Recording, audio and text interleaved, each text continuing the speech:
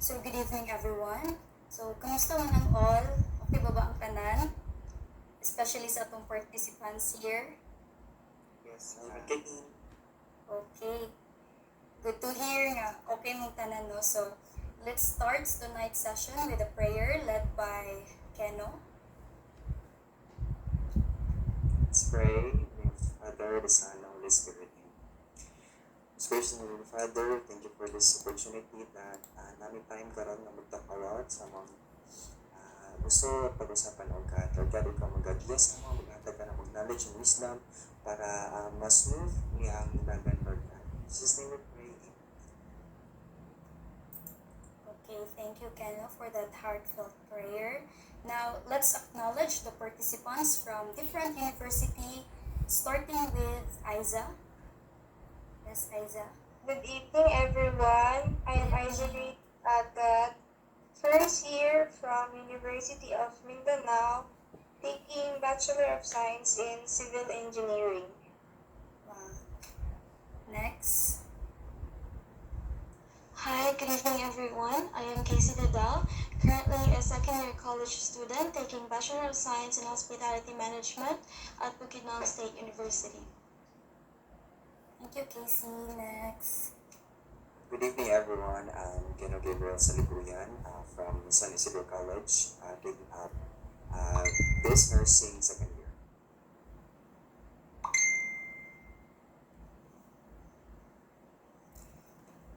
Okay, next. Good evening, everyone. My name is Justin B. Olimberio. Second year taking Hospitality Management at Philippine College Foundation.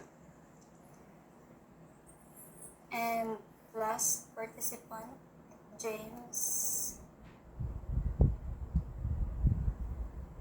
Ano si James? Patulog ng gulo ni si James. Sorry. Go lang.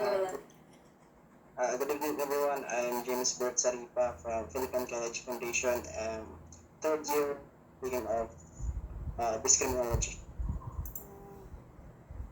Okay, so I guess we have 5 participants joining us tonight. No? So a big thank you to all of you kay Ms. Kag alas 10 na laban lang yapunta. So a big thank you sa inyong tanan.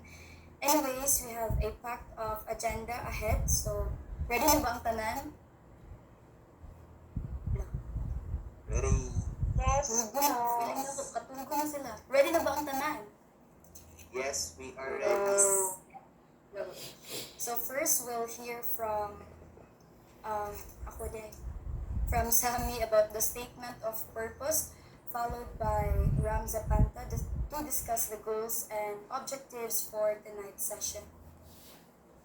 So the purpose of conducting activities that involve sharing practice and promoting positive culture among colleges, universities, or high schools is to foster collaboration learning and growth within the educational community. These activities provide a platform for institutions to exchange ideas, strategies, and best practices, which can lead to improvements in teaching methods, curriculum development, student support services, and overall educational quality. Now, by promoting a positive culture, these activities aim to create a supportive and inclusive environment that encourages innovation, creativity, and personal development for students, faculty, and even staff. Ultimately, the goal is to enhance the educational experience and outcomes for all stakeholders involved. Yes, Ram Zapanta for the objectives and goals. Now let's proceed to the goals and objectives. So the goal is to facilitate an open and supportive online group discussion on the topics of mental health, bullying, discrimination, and student-teacher relationships in order to raise awareness, provide support, and explore potential solutions. And the objectives is that we have here 4 objectives regarding with this online discussion. The first one is to educate group members about the importance of mental health and create a safe space for sharing personal experiences and resources. Next is to raise awareness about the impact of bullying on individuals and discuss strategies for prevention and intervention. Third is to explore the various forms of discrimination present in the society and brainstorm ways to combat prejudice and promote inclusion. And the last one is to examine the dynamics of student-teacher relationships and foster dialogue on effective communication, support, and boundaries within the educational setting. Okay, so thank you, Ram, for setting the tone of our discussion tonight. Now, at this juncture, let's move on to the presentation of topics. So, our first topic for discussion is, okay, to 5 participants here, mag-present mo yung topics, 4 kabuka topics, and of course, na mag-discuss ana, and then pwede mo nga mag-take note or like magbutang sa inyong pasinamoy paper or pen, mag-abay mo para mag-take note mo sa presentation sa mag-present sa mga topics. Okay, so our first topic for discussion is mental health and bullying. Miss Smith Singh will lead this discussion. Wait lang ha. Ako sa share screen.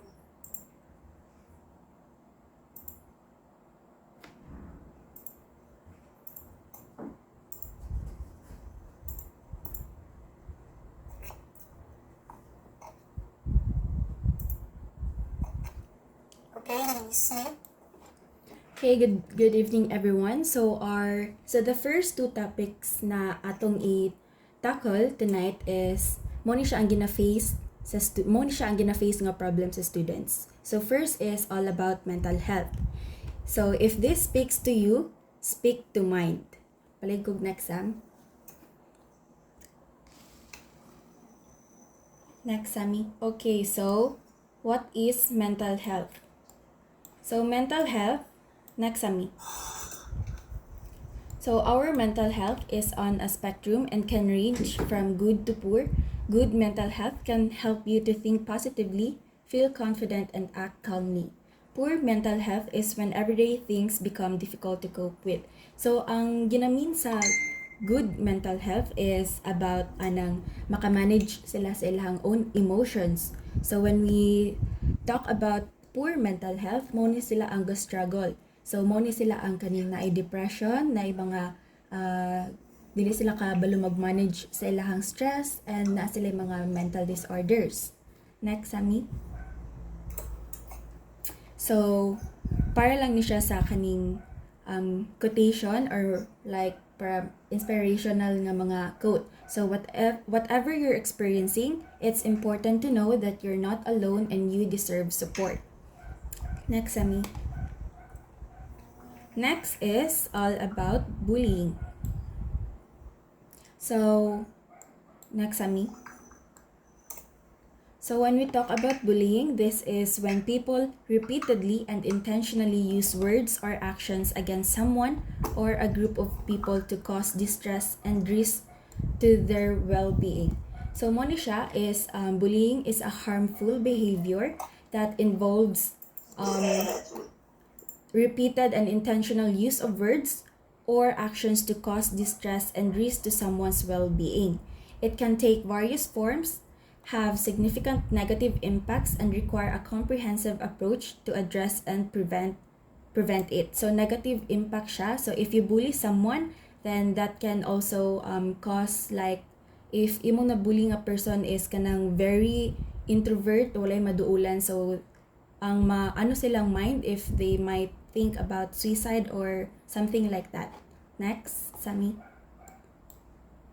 So, bullying refers to aggressive behavior so as to dominate the other person. Bullying is an act that is not one time, instead it keeps on repeating over frequent intervals. So, if maka-observe mo og mga kanang bully, dili lang gid siya ingon na kana lang gid nga day kay mustap dayon largo ang bully. So ang bully kay anytime gina siya mahitabo. So ano gini siya frequent intervals ang bully. So the impact on victims can be severe. making it essential to address bullying with proactive and supportive approach. So that's the end of the two topics. And now let's proceed to the next two topics.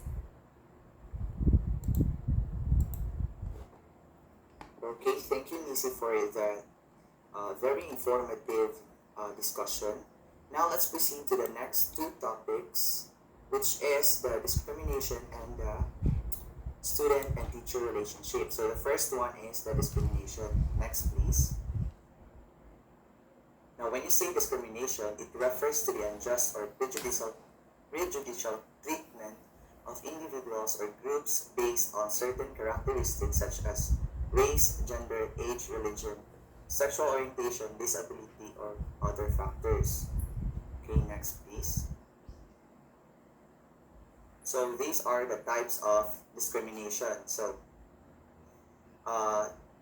when you say discrimination, there are a lot of ways that a person can discriminate you or can discriminate other people. It might be based on their age, if they have disabilities, their sexual orientation, their status, their religion, and also their national origin, as well as if they have kaning something in their self na kanang na sila kaning mga what do you call this one, kaning mga gipangbati, or let's say for example kanang mga pregnant, and also the sexual harassment. So mo ni siya ang mga different types of forms of discrimination. Okay, next please.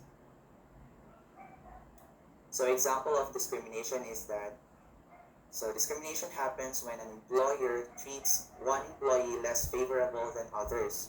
It could mean a female employee being paid less than a male colleague for doing the same job, or an employee for a minority ethnic community being refused the training opportunities other to other colleagues. So in this example, this refers to kaning discrimination sa trabaho, wherein gina-discriminate ang capability usually sa mga women to do the things that ginabuhat sa mga wherein gina-discriminate sila in a way nga based sa ilahang mga kakayahan bitaw nga girls sila, kay girls sila dili sila makabuhat og ingana nga mga butang, and they are not capable of doing those things, and na siya.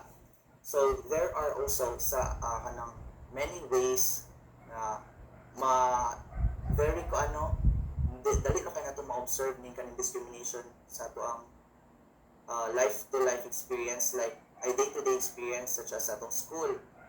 Sa atong school is that kanang ma-observe nato itong mga classmates nga when there are something unusual or something we don't like, kanang makita nato sa ilaha is that we are sometimes kanang insensitive kay ta nga most tuyata directly sa ilaha kung sa ato na-observe, which is dili siya maayo kay, of course, if masulti na to siya, let's say for example na kay classmate nga itong kaayo, and then with that kanang imuha siyang mura po siya mahimo siya og bully in a way na imong indiscriminate siya based sa iyahang race, sa iyahang color, ingana bitaw. So that is an example of discrimination. Next please. So that's it for the discussion of the discrimination. So let's proceed to the next topic, which is the student and the teacher relationship. Next please. So student and teacher relationship. So a student and teacher relationship in the classroom is a positive relationship between the teacher and the student in efforts to gain trust and respect from each other.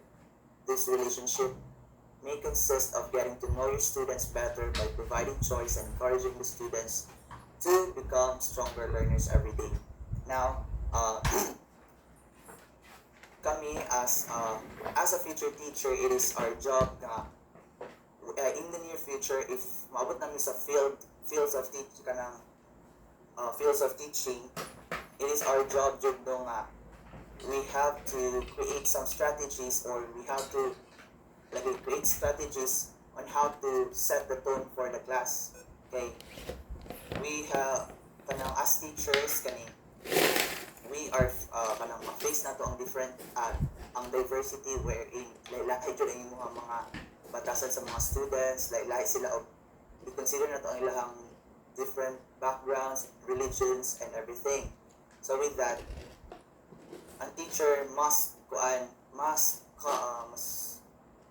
must think of a strategy nga ang ilang relationship is okay when you kay kung kan man good, excuse me for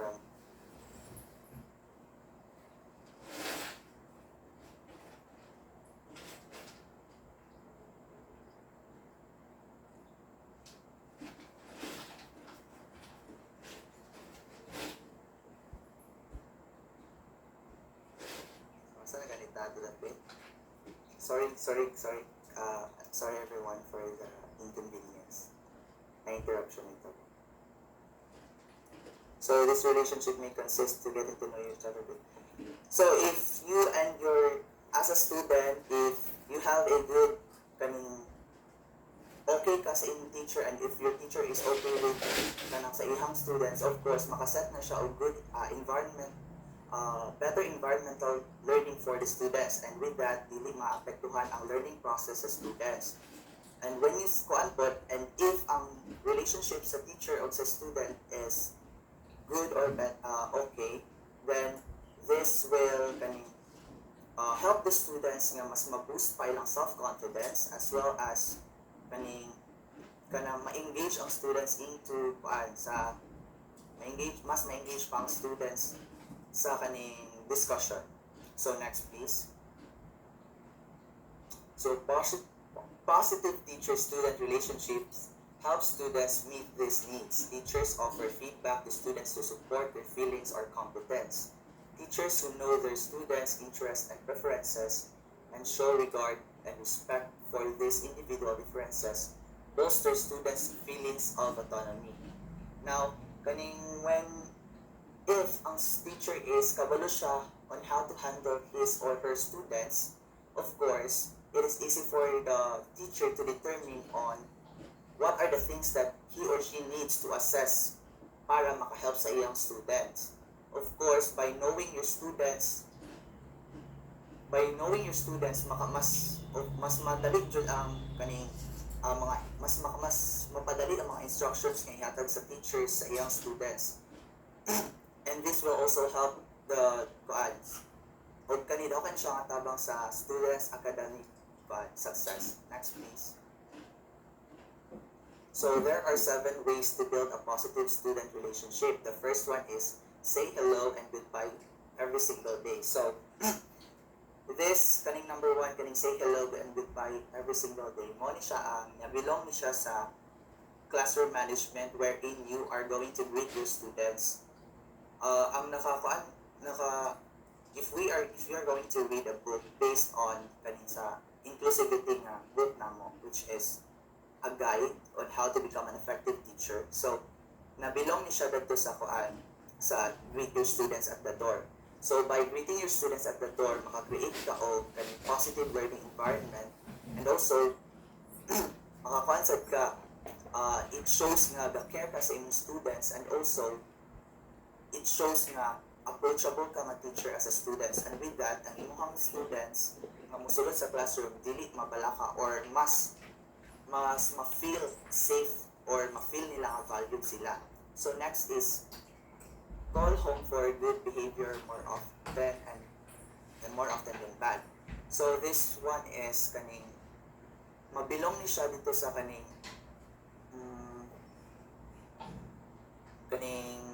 behavior specific praise, wherein as a teacher it is your job nga to focus on the positives.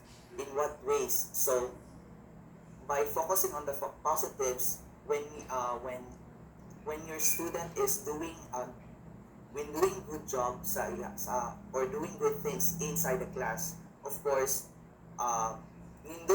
mas maayo nga imuha siya i-praise aron makakuha siya og self-confidence sa imong student, and as well as dili na siya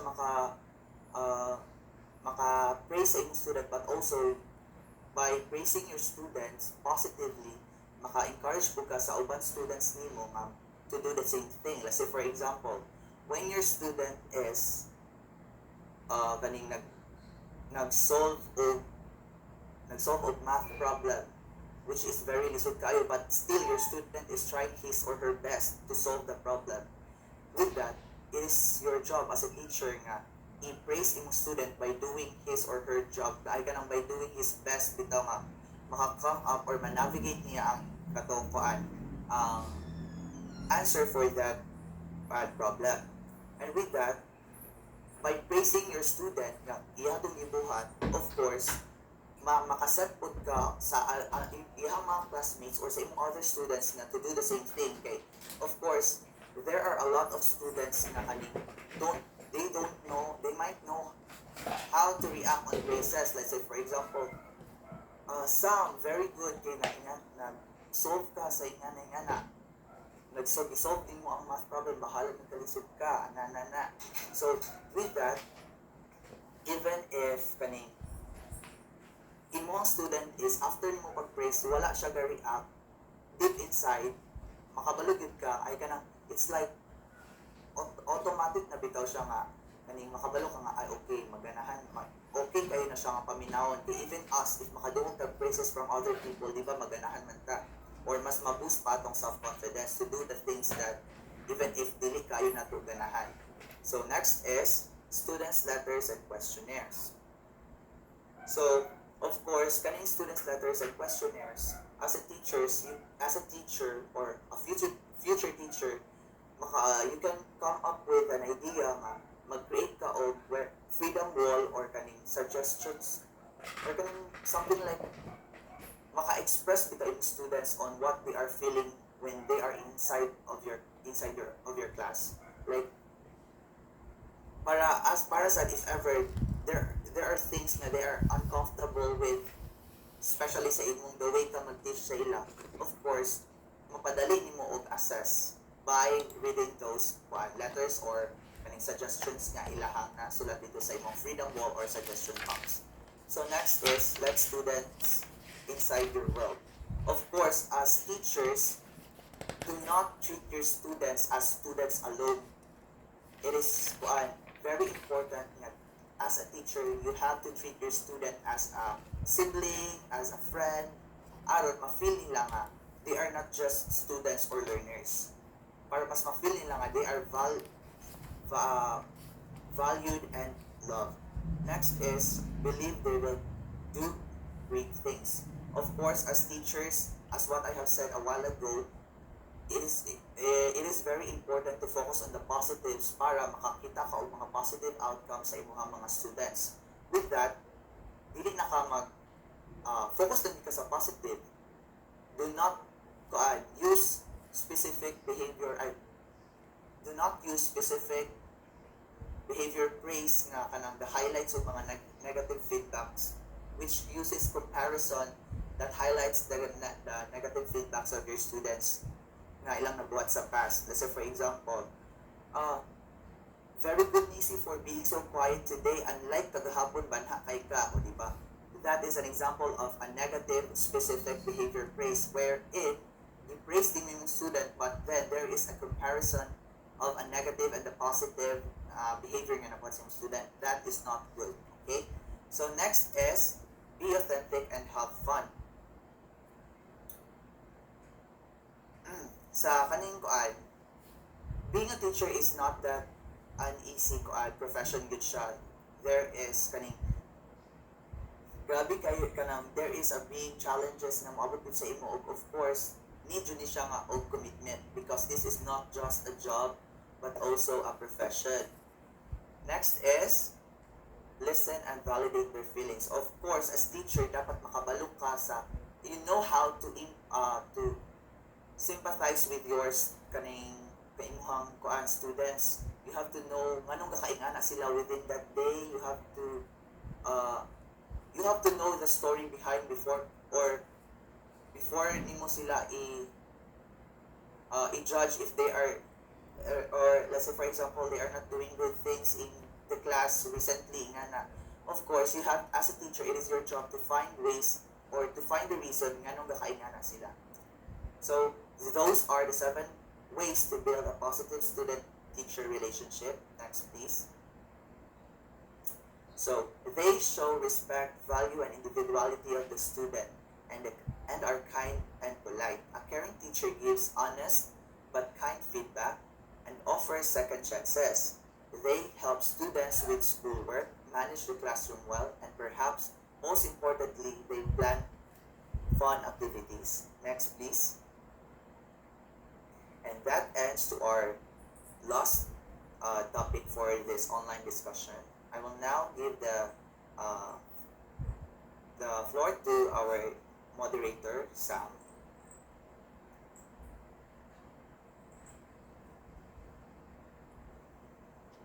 Okay, thank you, Ram and Missy, for shedding light on those important topics because those 4 important topics are really important nowadays, no?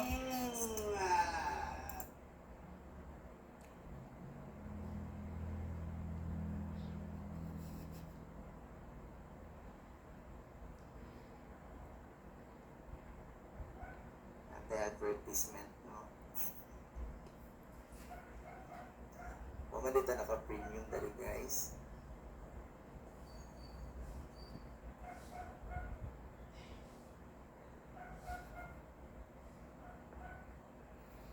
Okay, sorry for that, no? Gabi naman dyan, so tulog na ba? So, gipangdaman ang mga tao. Anyways, no. So again, thank you Nisi and Ram for sharing those informative, no, na share gid ninyo ug na-explain gid ninyo tong mga topics nga very important sa ato karon, healing, mental health, especially mental health, no, kay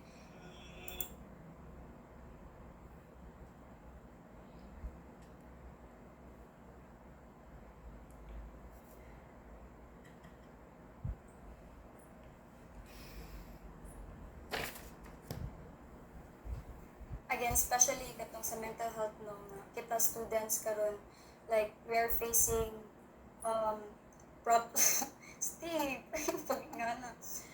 We are facing kaning mga problems, akad problems or personal nga problems, financial problems, and of course mag-affect na siya sa atong mental health. So tonight we're conducting this para mahatagan mo o time to reflect or to self-assess para to cope up sa inyong mga emotion or feelings. Kaya I know nga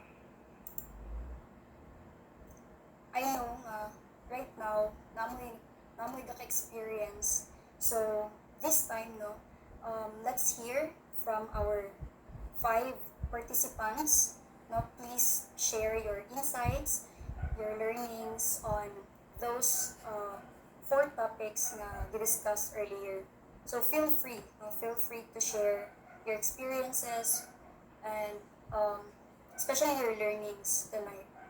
Just short lang na inyong istorya. Anyone from those 5 participants?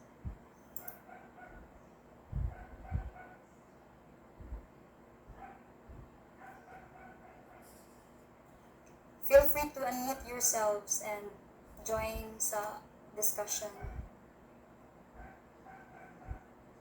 Or raise your hand na lang if you want to speak.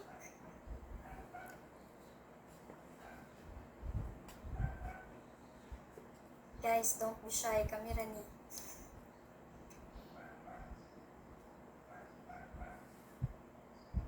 Okay, para dili sila para dili sila kaning maula og share. Mag-start na kayo. Yes.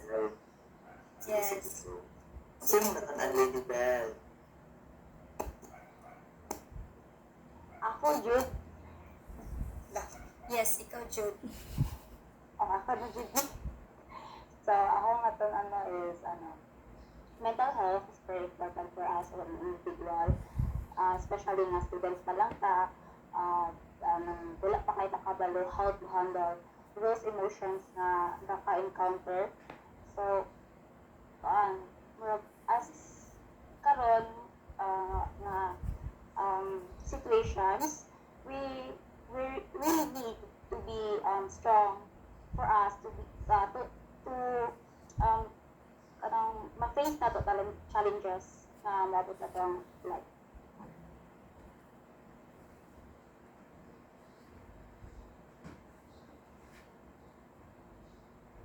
Guys, wala na yung mag-share dara. Yes, Ken Wachi. Keno. Any good evening, Keno. Dili pa kakatulgon. So, my take about this is mental health is a form of importance in a student's well-being. So, well, bullying or discriminations, naranasan din natin natin. Well, school paper is also could be a safe place for people like us as a students na we can ask for what do you call this counseling for our teacher. They could be our they can help us to cope up with that, and also they are the one who could help us through classrooms in this situation. Yes, nasakto jud si Keno na we are very thankful sa ato ang mga guidance counselors sa school or sa university because if you're facing unstable atong mental health, no, sometimes wala ta kabalo kinsa atong madaganan because maybe even our friends we are shy or we are afraid to speak up sa atuang feelings, sa atuang problems. It could be personal or sa ACADS, but gladly no na we have counselors in our school to help us to cope up with our feelings and emotion.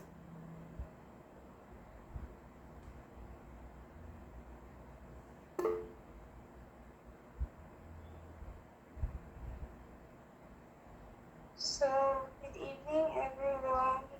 I would like to share na since some of you know na naka-experience yung mental breakdown. Tapos, the way na I kana siya na-experience is very traumatic for me. Dili siya easy na mabutang kasing ana na situation.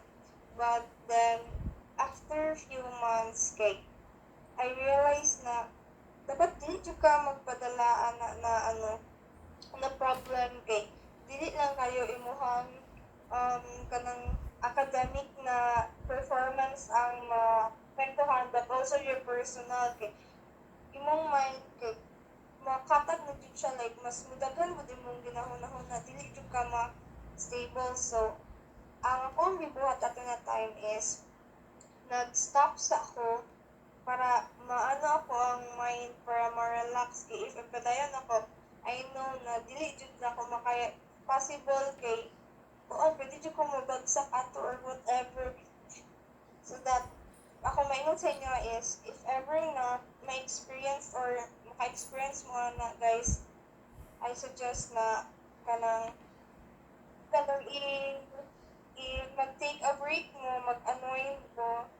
Ayaw mo padala sa kanang mag-stop na lang mo tungod na kay no, dili jud na siya solution guys. Ang solution ana is magpadayon ka o kanang i-face din mo na siya na struggle or challenges. Padalo ko na kanang sa ato kay dagan task pa itong mga pangandoy so dapat padayon lang jud ta guys. Yes, thank you. Thank you so much for that, Aiza. So, ang atuang moderator is left guy. Naay ko there is something wrong with her internet. So, with that, I will take over na lang as the moderator. Now, yes, isa pa yes, James, you're raising your hand. Would you like to share something? So, hi. Mag-open cam, mo pwede ra. Yes, we may. Mag-open cam lang, kaya talag sarang. About sa discrimination, right? Katong na-topic na naging discrimination is about maltreatment or treating inequality to the other people na supposedly is equal dapat, no? So nato yung mga types ngayon na topic ka kanina, katong sa race, gender, age, religion, physical form, o sa even culture, no?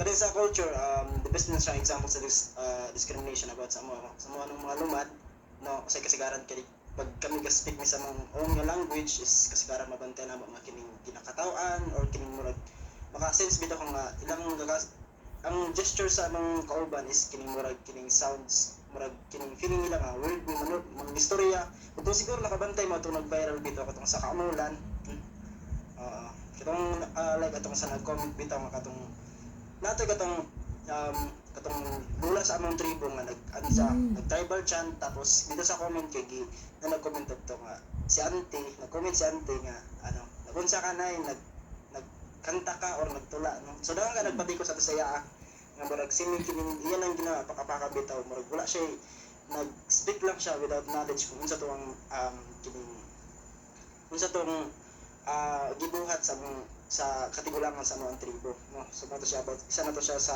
kung may tingon niya example sa discrimination. Thank you.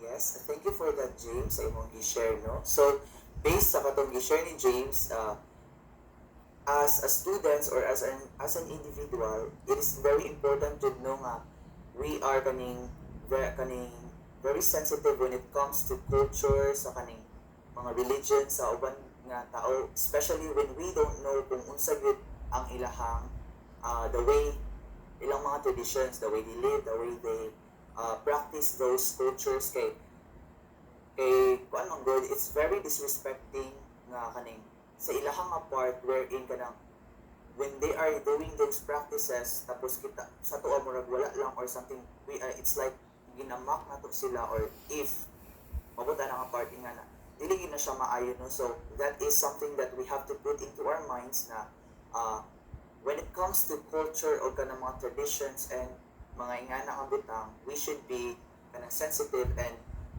more now dapat mas wide bitaw ang ato ang mind and we have to put we have to open po ang ato ang self to learn or to know their kaning culture para sa natay background or natay knowledge kung unsa na ilang ginabuhat dili na to sila ma-discriminate. So anyone from the group would like to share something? So humana ta sa bullying, humana sa discrimination, sa mental health. How about sa teacher and student relationship?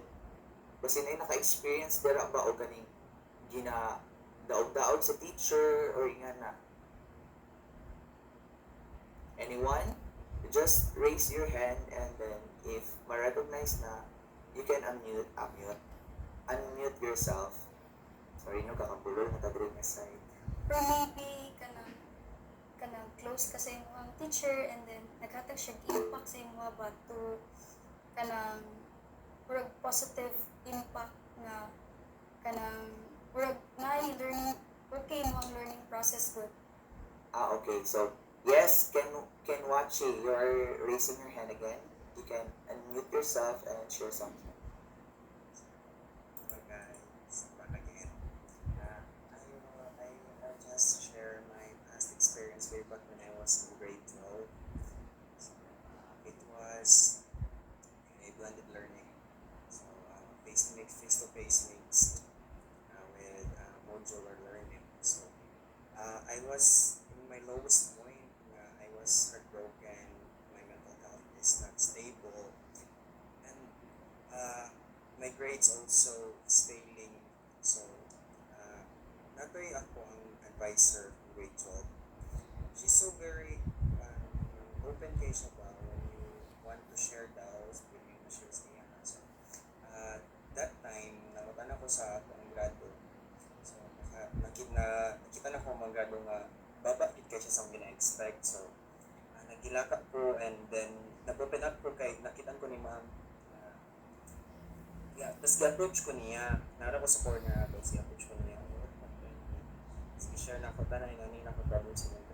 Tas she became my comforter no comfort niya like good feelings mga valid nang yawi maka ni maka-experience yung tani sa high but time will come we can move forward it's part of growing so what I want to say kay there's always be someone na pwede makahelp sa imo either your teachers and also pwede sa imong friends pero that time it was my teacher and I was so grateful that I had her. Okay, thank you. Okay, thank you so much for that, Ken. So, when in doubt, good guys know, when in doubt, especially sa atong grades or when there is something na kaning dili kanang the bother sa imo sa academically, don't hesitate to ask or to consult to your teacher kay makadako gyud na sila og matabang sa imo ha. And then aside from that, kabalo sila kung unsa ang imong need nga buhaton para ma-resolve na imong problem or ma-address na imong problem. Yes, and in addition po ba, di ba, teacher man gyud daw ang second parent. So, by that, dapat ikaw as a teacher or as a future teacher, you should kanang communicate to your students. You should ask them if kay ikaw man gud ang, of course, everyday sila nasa school. So, ma-notice gid nimo siya ro dili nimo sa kadaghan sa mga students nani kay ma-notice ana nga student na murag nakita nimo ba nga dili siya okay nga let's take for example this student is kanang malipayon kayo and very clown sa school and then one day sulod siya sa classroom nga wala kanang murag blanco and nonchalant kayo. So ikaw as a teacher, as an advisor, diba, you should approach that specific student and ask ask her or him na okay pa ba siya if nga na kay kuan you're not just a teacher ba you're also a parent niya. So it's very important jud to be katong ingon ni Keno kaganina nga very open ihang teacher. So kay being open to your student mong good means you are being friendly and you're listening to them and making them feel na comfortable ka makig-talk sa ila ba. So when students feel this way, they're more likely to share their thoughts or ask questions and kanang maka-feel sila good kay naay someone nga mamino pa din sa ilaha and gladly nga teacher pag yun na someone, di ba? So it's like being a friendly guide who's always there to help them on their learning journey.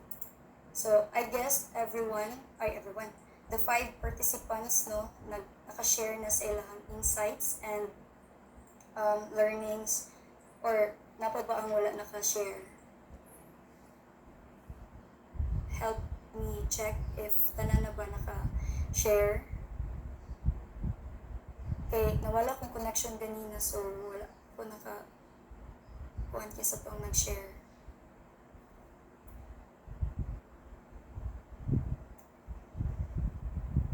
Classmates, kinsa pa? I guess kani makashare naman ang uban but then okay, yes, makashare naman. Oh, okay. So, Questions? thank you. Masinay mag-ask og questions ba? Or something like ipa-clarify pa? Yes. Feel free to ask before ta mag-end sa itong online discussion, guys. Yes, before we proceed to our conclusion, rather. Wala na. Okay, Nan? Okay. Itong katulungan siguro gini sila kay wala naman yun. Okay, no, so, thank you to those participants nga nag-share sa ilang experiences, ilang learnings, reflections.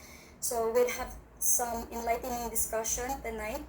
Now, let's wrap up with some final thoughts from Lady Belle Samontan. Lady Belle. Thank you, Sammy. Now, good evening, everyone. To conclude all the topics, the intersection of bullying and mental health is critical one, highlighting the profound impact of social dynamics on individual well-being. Bullying, characterized by repetitive and intentional aggression to exert power over others, not only inflicts immediate distress, but also poses long-term risk to mental health. It thrives on the imbalance of power and perpetuates a cycle of harm, causing significant emotional turmoil and psychological stress. Mental health highlights the importance of recognizing and addressing challenges early on. Good mental health fosters resilience and positivity, and of course, it will enable us, an individual, to navigate life's complexities with confidence. Whereas poor mental health can manifest as a pervasive struggle, impeding daily functioning and eroding one's ability to cope effectively. Now let's proceed to the discrimination and student-teacher relationships. That discrimination in its various forms represents a systemic challenge to equality and justice within society, where whether based on race, gender, age, disability, or other factors. It undermines the fundamental principles of treating all individuals with dignity and respect. The types of discrimination ranging from age and with dignity and respect. The types of discrimination ranging from age and discrimination to sexual harassment and religious discrimination. It illustrates the way of its impact across different facets life. Now, in addressing discrimination requires a multifaceted approach that includes legal protection and then sama sabi example ganina nga katong about the culture, it really requires education and advocacy for us or para sa uban nga ma-aware para kanang like murag dili na ay nang ma-adjust ang discrimination in surroundings. Now, by promoting awareness sa fostering inclusivity and holding accountability those who perpetrate discrimination, we can strive towards a more equitable and just society where all individuals are valued and afforded equal opportunities to strive. Thank you. Okay, Mauna naman po tayo. Okay, thank you, Lady Belle, for your thoughtful conclusion. Now, before we end this,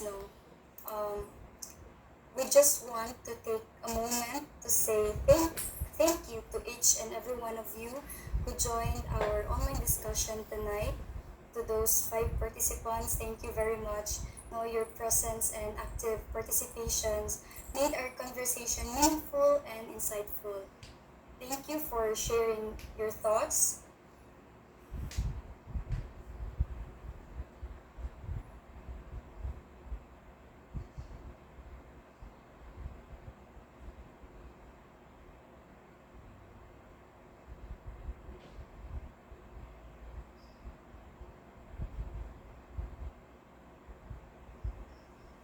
Hello, napilit na po lang ato ang kuan, no?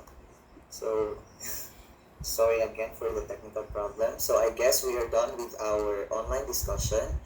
And again, we would like to thank you so much for your presence here, even if it's we're in the middle of the night na.